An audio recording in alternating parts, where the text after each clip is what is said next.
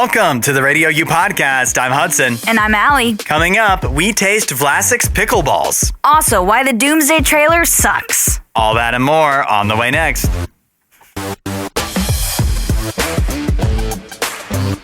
If you ask ChatGPT to come up with a Florida man story that was made up, it couldn't even come up with this. Oh, no. But it's not even a Florida man. But it sounds like something. It sounds like a Florida man? It sounds like a Florida man. Oh, boy. This is a man that's in Arizona. His name is Daniel Ray Balance, 39 years old. He was just arrested after allegedly breaking into a Union Pacific locomotive train. Okay. Climbing onto the roof where he was surfing naked as the train traveled through northeastern Colorado. Oh, no.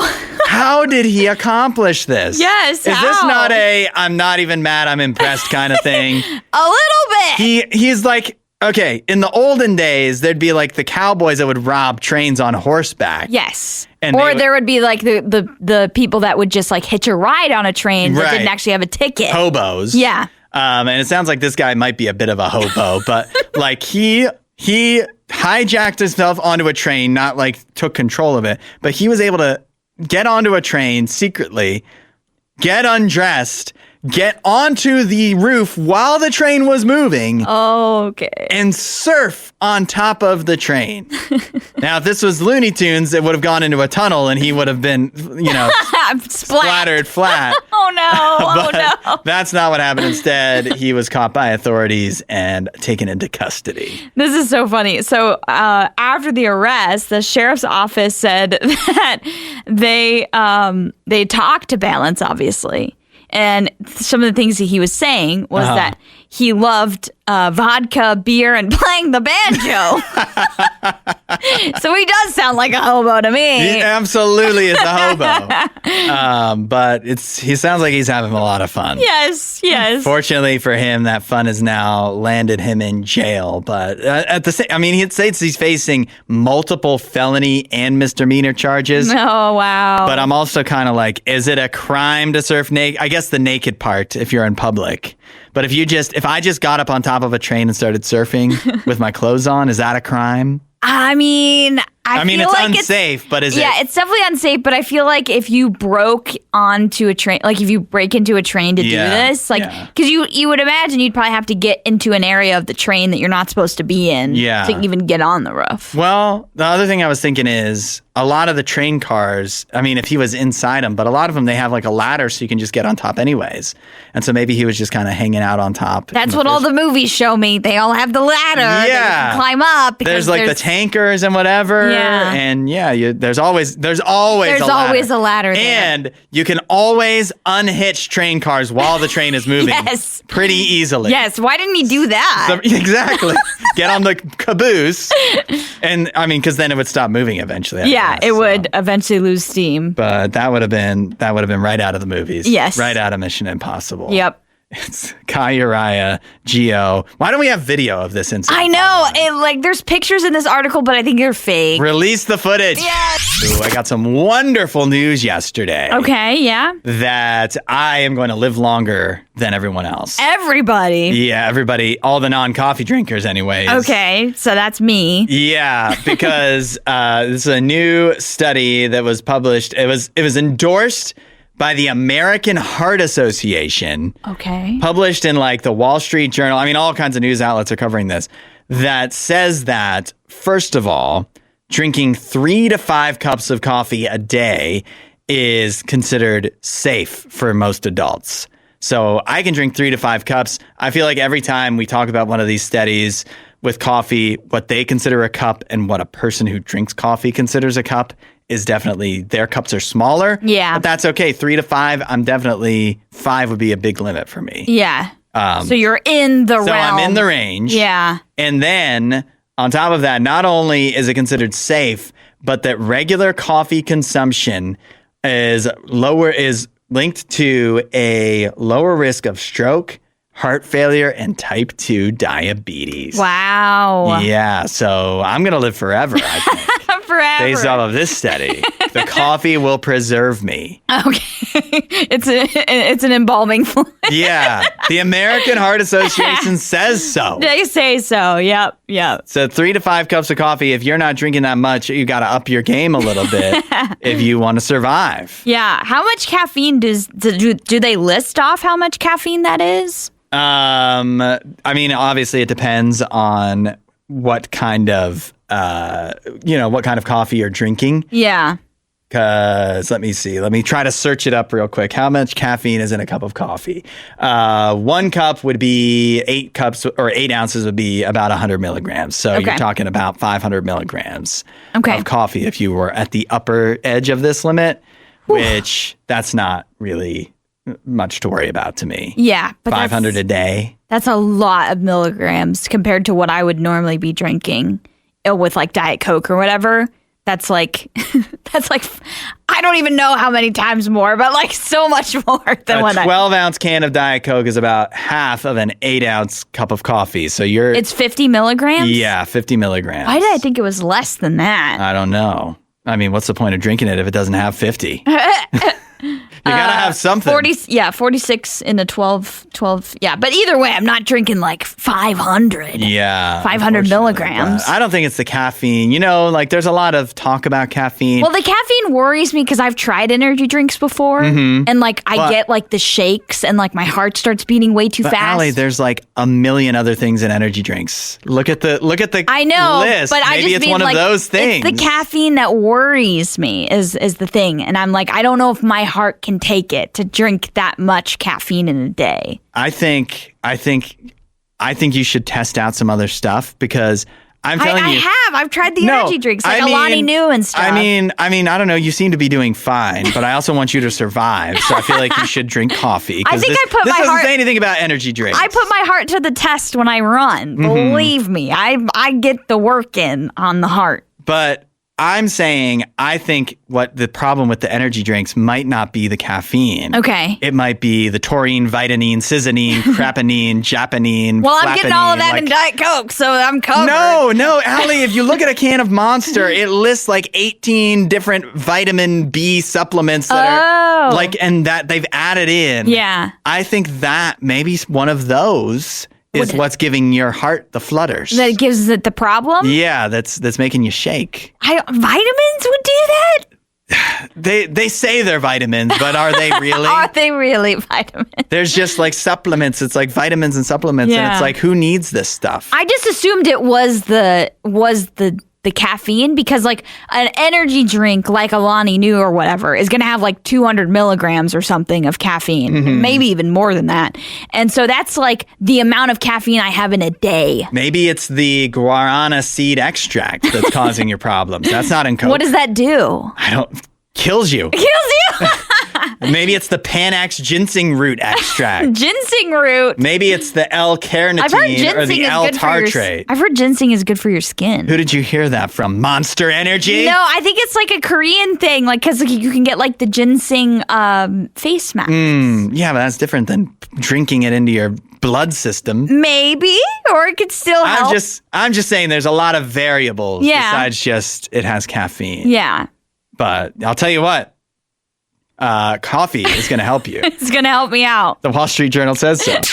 Could the SEC break away and start its own college sports league? Oh. 8772 Radio U or the talkback button in the Radio U app. I'll tell you what, I am fully in college football mode now. Oh, yeah, same. Now that the World Cup is over. Yes, the Red Sox are in the midst of a 14-game winning streak, so I'm dialed in on baseball too, but I just want college football to be here. Yeah. So I've been following all the media days and everything. At SEC Media Days, SEC Commissioner Greg Sankey said discussions about the SEC breaking away from the NCAA are, quote, real. Oh. And so the sticking point, apparently the big problem is the SEC has some major issues with the Protect College Sports Act that is being debated in Congress right now. Okay. That is And that's something the NCAA would have to do? would have to enforce? I think so. Yeah. Okay. Like that's part of the problem is that under the way that it's currently written, which it's still being debated, it's not a law yet. Yeah. So there's still plenty of debate about how it will be, what the actual end bill will look like. Yeah. And if that ever even gets passed. Right. But the SEC argues that it's not particularly enforceable and that some of it would conflict with state laws, which would cause issues as well, because this is a national thing. Yeah. So at the end of the day, they're just debating this. Though he is saying that, Greg Sankey, that this is not a leverage point, that this is a real idea that they have, that if the Protect College Sports Act goes into effect, that the SEC would break away if they don't like what's in the final bill. Interesting. Yeah. I think the SEC is a conference that could get away with this. Like, it could work, but I don't think that we would like college football, particularly football, because that's the number one sport, guys. That's the revenue. Yeah. That's part of the argument, too, is that I think the way that this act might go into effect, it would change how, like, football obviously kind of funds so many of the other sports. They fund so many. Funds the athletic department. Yeah, they fund the whole thing. And so, but I think that would be the particular problem is, would this somehow stop, like, interconference games from happening? Mm-hmm. Like the SEC, like, for instance, we're going to get that again this year to one of the games that'll start the season. It's not the first week, but it'll start close to the beginning of the season. Texas versus Ohio State again. That was like game of the century as what they described it, last season. And so are we going to get games like that if the SEC becomes like its own independent thing, no longer a part of the NCAA? Those are valid questions in my mind that I would be asking. My instinct is that if the SEC was actually going to go ahead and do this, which I don't think they will. I do think it's, even though he says it's not a leverage thing, I think it is. Yeah. But if they were, I would think other conferences would also be on board. Sure. I think the Big Ten would definitely be exactly. on board. I feel like if the SEC doesn't like this bill, I think there's a good chance a lot of other schools and conferences don't as well. Yeah. And so there'd be a lot of motivation. They'll just break off and form their own thing. Yes, to circumvent it. I think the NCAA is kind of the big problem here. They've always which has always been a problem. Yes, they've always have been. If we could just get rid of them, then I think the problems would be solved. Yeah. But that still leaves us with a big problem, which is that there is no governing body for like the sports,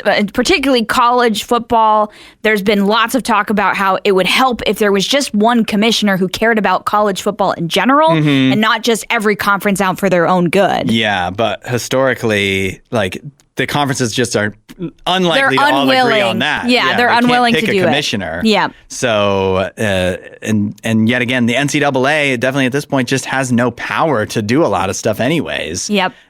Besides the power to make money, but not. and to strike other teams down. Like they're able to still do things to punish teams. Like we saw them do that to Michigan or whatever. Yeah. So, but not even really, because like you think of like the Brendan Sorsby thing with Texas Tech. Yeah, that's right. The that NCAA got couldn't do anything. Right. It all just goes through the courts, and then eventually the court just disagrees with whatever penalty they want to hand out. So it's a big mess right now. I want to forget about it, and I just want to watch games. Yep. Can they get here, please? What is stopping you from being happy with what you have right now? What's stopping me from being happy with what I have? Yes. I feel like I'm pretty happy. Yeah, you are. I think you know the key, but I think for many of us, what's stopping us from being happy right now? You can look through because with all we have, and you might think I don't have that much, but if you look through the sweep of history, we've got a lot. We've got air conditioning. Oh. We aren't dying of the Black Plague. Yes, we got medicine. You used to have to go to the bathroom in a bucket and then dump it out the window into the street. Yeah. We don't have to do that. We don't have to trudge through that. I still do sometimes, but that's my choice. That's just the thing that I do. You have the freedom to do that. Exactly. But what's stopping you from being, when you in the span of history have so much and you're still sitting and thinking like, I'm not happy right now. Right. Because I don't have enough. But then it's like, why do we think we need more? To me, I feel like you need more. As essentially at the end of the day, most of us are like, I need more money. I need more money so I can have more stuff. And if I have more money and stuff, then I can just do what I want all the time. Yeah. I can finally do what I want. I have the freedom to do what I want. Yeah. We theoretically have freedom of like you can get away with a lot of things in America and say a lot of things. But like we actually can't, you have the freedom to choose to do those things, but you have to actually be able to. Yeah. And a lot of us can't. And we feel like we're being held back by that. But I might need you to help me put this into words, Allie. Freedom doesn't come from having stuff or from having more money. It comes from a relationship with God, because it's a different kind of freedom. It's not just I can just spend my time completely doing whatever I want. It's a different kind of freedom. It's a true freedom, like being truly free. It's kind of the opposite of what our world thinks that freedom looks like, because the freedom that God offers is through like a surrendering. And we're like, surrender? What? That doesn't sound free. Yeah. That sounds like I've been captured by somebody. But no, you surrendering and trusting in God, that is where you find true ultimate freedom. And again, it sounds opposite to our mind and to our thinking that we have in this world, where it's like we should be the ones in control. But giving up that control gives us that freedom, because then we can just fully trust in God and just lean into Him. Of course. And the other aspect of it is the chasing the freedom is in fact you being a slave to money or to that stuff or whatever it is. And and I always ask people to do this. Set a point. Where do you think you would have to get to? How many dollars would you have to have? How many yachts do you need to jet ski behind before it's enough? Yeah. Many of us will keep, if that's your mindset, we're just going to keep finding more things we need to have that freedom, to have that mindset that, finally we're free. Yeah. You're probably not going to achieve it. Instead, find that freedom with God, a different kind of freedom than what the world is telling you to chase. Yep. You can find out what that's like by talking to God right now, wherever you are. Say, hey, Jesus, I want that freedom. Go to radiou.com/free gift.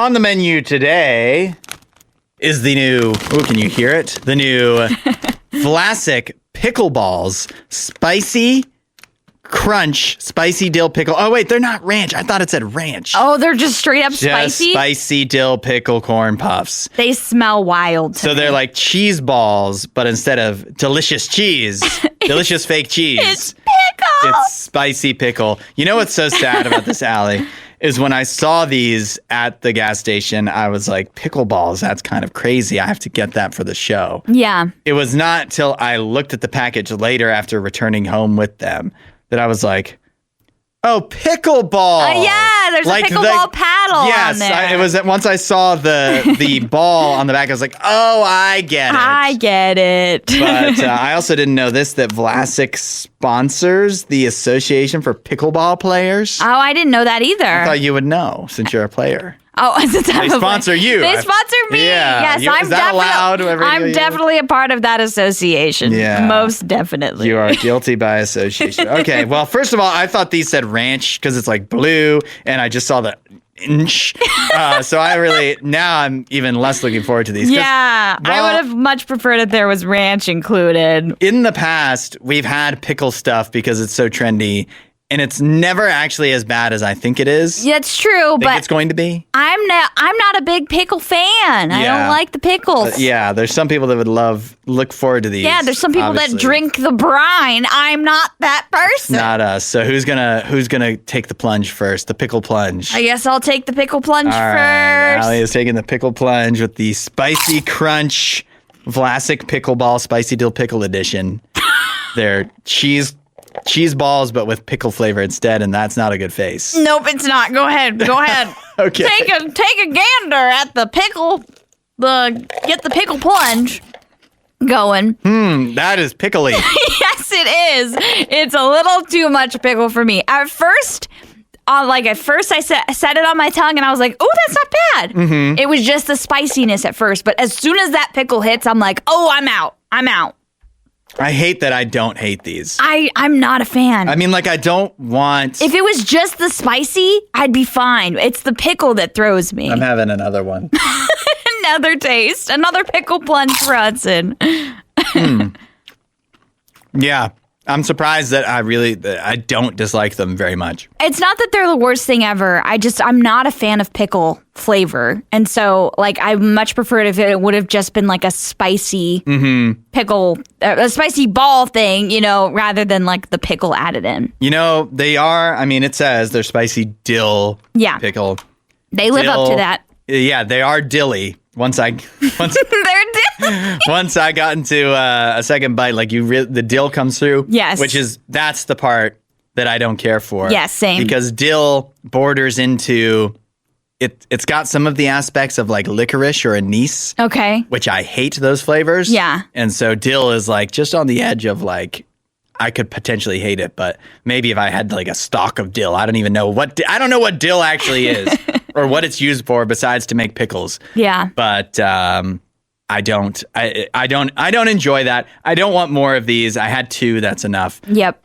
But if you are the type of person that loves pickles and wants them spicy in ball form, I think you would enjoy this. yeah, the Vlasic pickle balls, they are available now. They are what they are. They're not a lie. And so if you like the pickle and you like the spicy, you're going to like the Vlasic pickle balls. Yeah, they're for certain people, and we just aren't those people. We aren't them. Radio U, where music is going, 8772 Radio U. We're still having this debate in 2026. What is the best and worst type of French fry? Like the cut? Yeah, we just can't seem to decide. I think there's like beauty in all sorts of different types of cuts, though. I agree. I think there's room in my heart for many different options. Yeah. Particularly if you give the right sauce. It really all comes down to the sauce. But the reason that this debate has resurfaced is so odd because this is a clip that is from long ago. I mean, like relatively. This is from early in 2026. Okay. Will Arnett,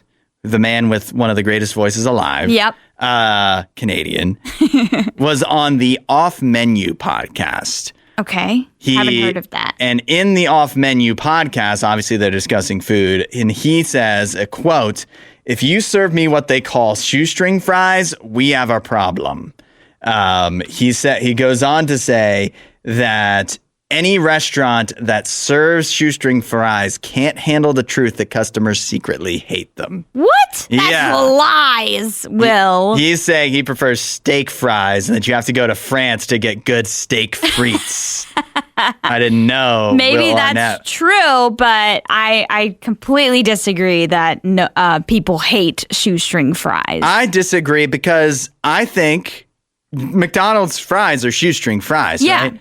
And those are arguably the best fries. Exactly. To me, if I'm thinking of the best fries, it's a fry that that can be eaten without any sauce, and it stands on its own 2 feet, and that's McDonald's. McDonald's 100%. Yes. Yes, So- Will Arnett, this is a bad take from him. It's bad. You're coming against possibly the most popular fries in the world. Right. Every year, McDonald's will let you know what sells the best for them. Mm-hmm. It's the French fries, without a doubt. The French fries. So yeah, I feel like this is a bad take. And it's not necessarily a bad take in the sense of like, you can't have your own opinion. Yeah. But to like force that opinion on everybody else and say this is what everyone else is all thinking. restaurants that are serving shoestring fries are lying to themselves. It's like no one else is thinking this, Will. We're all asking for this at McDonald's. And many other restaurants have had failed fries and had to redo it. And McDonald's has not had to do that. Nope. Not because of taste anyways, just because of the beef tallow thing, but which was nonsense. But there's all types of fries can be good in their own right, but some just need to be propped up with other things. Yeah. Shoestring fries, even shoestring fries, some are good, some are bad. Yeah. It's not I don't think any style is inherently good or bad. Right. Like every style serves a purpose in its own type of way. Because I like steak fries. I like wedges. I like, the waffle fries. Curly fries. Curly might be my favorite, but that doesn't mean they're always good. Yeah. And so I just feel like there's no reason to talk bad about certain cuts of fries just because you don't like them. Let me ask you this. There's a few restaurants, not many, that serve multiple cuts of fry. Arby's is one of them. Yes. Do you respect that, or do you think make up your mind, have some conviction, choose one or the other? I will say, whenever I have gotten an Arby's French fry, which is always the curly fries. Yeah. I always get the curly fries. And there is like one of the regular ones that happens to make crinkle? it in. Either a crinkle or just like whatever the other options are. I think the like they serve crinkle. Yeah. I think in this curly, sometimes there's curls that aren't long enough. And they get so they look like regular fries, but that was just a misprint. Yeah, maybe. But yeah, this will be like a regular, like, like the blonde type of fry. So maybe it is the crinkle. And accidentally eat that and I'm like, ugh. Like, not that I hate crinkle fries, but it's just like, no, Arby's, stick with the curly fries. That's what you're known for. That's what you're best at. I think it's honestly, and I mean, I can't be mad, but I just think it's ridiculous that they ever added crinkle fries at Arby's. And I do kind of think at any restaurant, just pick the one. Make up your mind and do that one the best that you can. Yes, like McDonald's. Do it the best you can with that fry. Nail it, hit it out of the park. AJ says, what about those fry sticks in a can? Fry sticks in a can? Yeah. I don't know about Andy that. Cap hot fries that you get in a vending machine? I don't know. I don't know about that. That's all you, AJ. Jimothy is the internet's favorite raccoon. 8772 RadioU, or the talkback button in the RadioU app. I feel like that's saying something. Raccoons tend to be lovable, but Jimothy stands above them all. Allie, have you seen Jimothy the raccoon coming up in your feed yet? I have not, but this raccoon is crazy. Yeah, he sure is. Jimothy is a raccoon that was spotted in Seattle. Apparently, it typically hangs out around a place called Ballard. I don't know if it's a neighborhood or a park. Ballard is a neighborhood in Seattle. Some woman caught him on video. She said at first she thought it was a cat. Yeah. But then under a car. But then when it ran out from under the car, it had obviously a raccoon face, but she's like, that's no cat. Yeah. It's a raccoon, but it's deformed, really. Like, it has a much shorter spine. They say it's like a congenital defect, probably. And so it has like regular sized limbs. Yes. But a very stubby body. Yeah, very stubby and short body. It's almost like if you made like the Hunchback of Notre Dame raccoon, you know? Like, that's what this is. But Jimothy, he's not letting that slow him down. No. Jimothy just seems to be functioning just about as well as any other raccoon in this world. And because of his unique style, he has become an internet legend. He's become iconic because it's immediately as soon as you see Jimothy, you know it's Jimothy because he just looks so different from any other raccoon. And what a beautiful name. Jimothy. Yeah, well, the woman who was responsible for the viral clip in the first place, Kiana Hall, she said as soon as she saw him, he just looked like a Jimothy to me. Yeah. It just fits. Yes. He is a Jimothy, and he's a big hit. I mean, nationwide. Yeah. But particularly in Seattle, this is in the span of the past week or so, he has become an icon. Right. I'm seeing the Seattle Mariners created a meme with like him wearing a Mariners hat, and it's like #new profile pic. Yeah. Everybody's loving Jimothy. This weekend, they had Jimothy take part in their mascot race. No way. They did. And of course, he won. Yes, Jimothy. At Seattle Mariners games, I didn't know they did this. I didn't know they ripped off the Brewers sausage race, but they have their own 7th inning mascot race. I feel like everybody does it now. Yeah, they all have. I guess the Brewers can't stop them, but that's definitely their thing. But they do the salmon run. But Jimothy was involved in the salmon run, and he actually won. Not only did he win, but they're saying he spurred the Seattle Mariners comeback because they hadn't scored in 15 innings.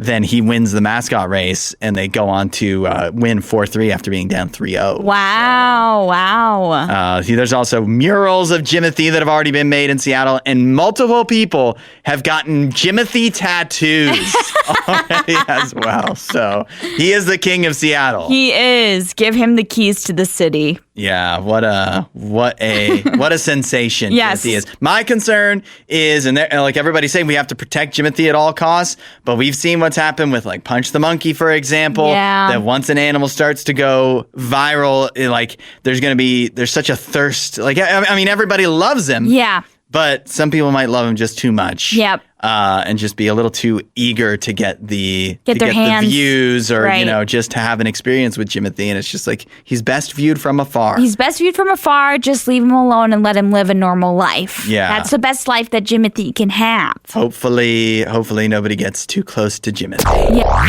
We've got a big announcement here on RadioU Mornings today. 8772 RadioU, or the talkback button in the RadioU app. Why wait, Allie? Let's just drop it on everyone. Let's just go ahead and announce this. Well, go for it. All right. I feel like it's your thing. Okay. So because we have Summer Giving Day coming up, we've obviously been in our kind of mode of fundraising the past couple weeks because we've got these two big projects going on. But we do have a main day that we're going to be, pushing for this fundraising for these projects. And that's going to be on Thursday.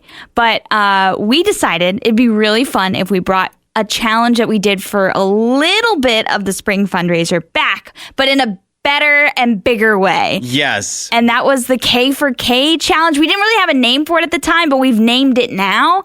And for every $1,000 raised, I'll run a kilometer. Yes, this is gonna be big because Allie is training anyways to run a half marathon, right? In October, yeah. You've gone from couch to half marathon in the span of a couple of years. And now this is going to be a big part of your training. Oh my gosh, it is. If people can support Radio U here, of course, you're doing this as an extra just motivation to people to give to Radio U, because when you're giving, it's not going to Allie, it's going to Radio U to work on these two tower projects that we've been talking about here for the last couple of weeks. And just to keep Radio U on the air commercial free generally. Yeah. And so very important stuff. And we thank everybody who can donate, but now your donation comes with some extra perks of forcing Allie to run further than she's ever run before. Yes. Make me regret this decision. No, no, I'm very excited to do this because running has been something that I just have fallen in love with. It's hard, but I have fallen in love with it. And so I'm excited. What I said when I did this in this spring was, I'm excited to go all out for our listeners because they go all out for us. And so not only are we doing this K for K challenge where I'll be running a kilometer for every $1,000 raised, but also, Hudson, you're going to go all out. Yeah, if we get to $10,000. If we get to $10,000, Hudson has to do an all-out mile. The fastest mile he can think he can run, that's what he's got to do. Which is $10,000 to get there. Honestly, Allie, I'm just going to be honest with you. That's a bigger motivation for people because you're going to run anyways. You already run. Yeah. It's just going to make you run further. I don't run. I haven't run a mile or just I ran a mile. I tried it one time like a year ago. Right. But I haven't really run I don't think I've run since high school. Oh, wow. So I don't know how fast I'm going to go. But if we get to this $10,000 mark here during the Summer Giving Day challenge, I'll definitely run a mile. And this is all going to be on video. Like, we're going to document this, put it out on the Radio U socials and everything so that you can rest assured that it happened for real. Yeah, that we live up to these expectations. And of course, as I always do, I'll have my Garmin and Strava data ready to go, ready to show and prove to everybody. Can I borrow that? Can I borrow? You can get the Strava app and then do it on your phone. Like, just have your phone with you and it can GPS track you. Is this all just a long game for you to make me download Strava? Yes. I got Nene to finally do it. So it'll be coming handy for the one run I ever do. You can do it for your walks too. RadioU.com. Nobody needs to see that tracked. RadioU.com/donate to donate. Why is Tom Brady destroying his legacy? 8772 Radio U or the talkback button in the Radio U app. I really want to know, why is he doing this? If you missed it at Fanatics Fest this weekend, Tom Brady tried in an ongoing feud with Logan Paul. Feud in quotations. He tried to slap him on stage. He tried to. He tried. It didn't really go well. They had a confrontation at the World Cup final as well on Sunday, and many believe that this is going to culminate with Tom Brady having a special match against Logan Paul in the WWE. No, Tom. Stop. He's finally hit his midlife crisis. Why is he doing this? No other quarterback, that with the stature of this nature, yes, has to me, like, torn down the like respect I have for them so quickly. I know. You know, the NHL or NFL legends like John Elway. Yeah. Even Brett Favre may be a different class, but like Drew Brees. Like, yeah, that's right. Like, they've never done anything like this. Tony Romo. Yeah. I mean, yeah, guys that maybe don't even have quite the same, not in the, but They haven't Tom reached Brady, the same heights. Would Joe Montana do this? No. He's like his hero, right? Right. Would Joe Montana do this kind of nonsense? I mean, I didn't live through most of Joe Montana's life. So I didn't either. So I don't we'll probably know. look it up, and Maybe he did do something with Ric Flair or something. Yeah, he did. But as far as I know, no. But yeah, this is wild from Tom Brady. You don't need to be doing this. It feels very midlife crisis. He's been through a divorce. Mm-hmm. He's been dating all of these different women. He's, trying all these different things. He's doing these crazy workouts and coming out with nut water and all all these crazy things.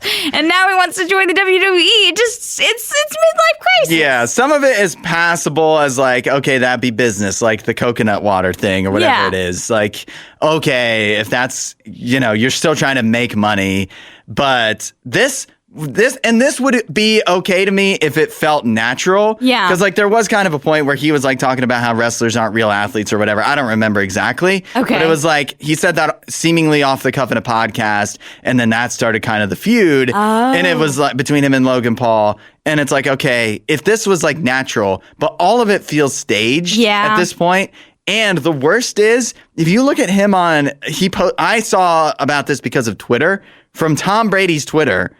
And it's so corny because Logan Paul tweeted out the video and said that, Tom Brady negative aura after this, whatever.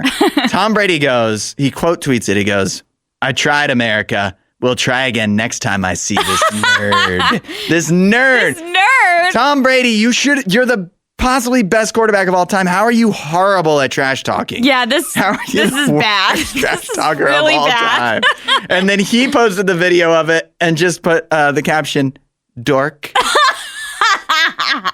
You're so bad. You're not good at this. It's so bad. Aaron Rodgers would never. Can you imagine if you're just like lining up against Tom Brady, you're like a linebacker or whatever. Yeah. And it's like the guy, Tom Brady looks at you and he's like, "Dork." Yeah. Like, what? I'd be like so confused. Michael Strahan sacked Tom Brady, and Tom Brady is like, "Nerd. You nerd. Yeah.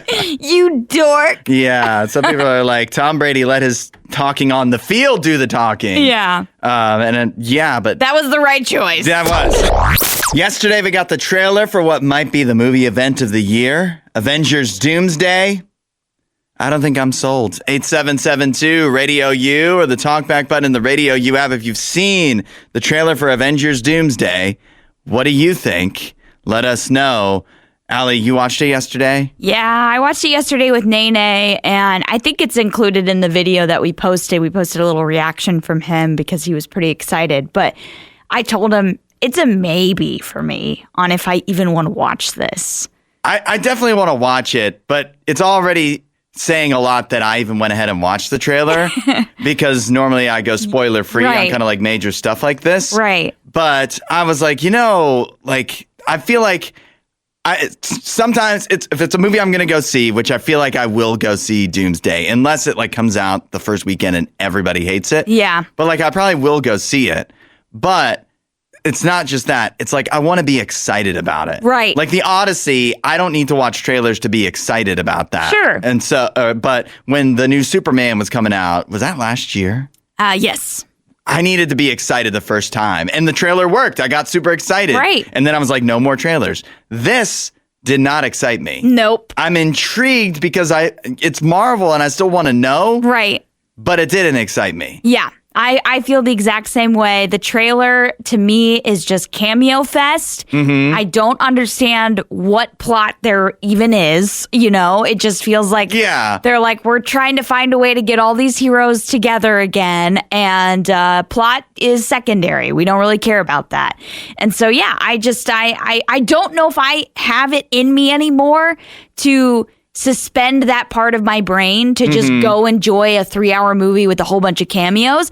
I don't think I'm that person who can do that anymore. Maybe like 10 years ago, 5 years ago, in the like the height of Marvel, I could have done that. But now I'm like, I'm just tired. It's just like I don't want to be confused. I don't want to go and be confused. And the fact that the trailer was confusing me, even though it gave away none of the plot points, which is fine. I don't want stuff to be spoiled. I don't think there is a plot. That's it. Yeah, that's what I'm starting to think. It's just Doctor Doom versus all of the Avengers. Yeah. And it's just like everybody. Okay, were you also mad when Thor is saying like things like, I've seen people die. Yeah. It's like, you've hardly seen anybody die. Right, but like, he's like, I've seen people die facing like threats way less scary than this one or whatever. I cannot stand when they do this. They did this with Eternals, where they were like, this is a way bigger threat than Thanos. Yeah. Believe us, it's bigger. We're telling you it's bigger. It doesn't have to be bigger. But also when you tell me it's bigger and don't show me that it's bigger, I don't believe you. Like, you didn't earn that. You didn't earn that trust from me to, to actually, for me to believe that this threat is actually worse. I don't like that. Yeah. I've watched most of the Marvel stuff. There's a few movies at this point I have missed. Yeah. I never watched the Eternals. I didn't either. But there was people in the trailer where I was like, I don't know who that is. Yeah. They want me to be excited about it. And there's definitely some that are like X-Men and whatever that may not have been featured in any kind of recent movies because the X-Men hasn't been included in the Marvel universe really. But at the same time, still, there's definitely people where I'm like, who is that? What movie is that from? Right. And so this is what I'm saying. If you're going to throw all these people in, it's too much for me to keep track of. Yeah. And this was the complaint, this has been a Marvel complaint for a long time, and they really have not paid any attention to that. Yeah, the last new Marvel movie I watched was the Thunderbolts movie, and I feel like they're just like a tiny little fraction of what we get to see in this trailer.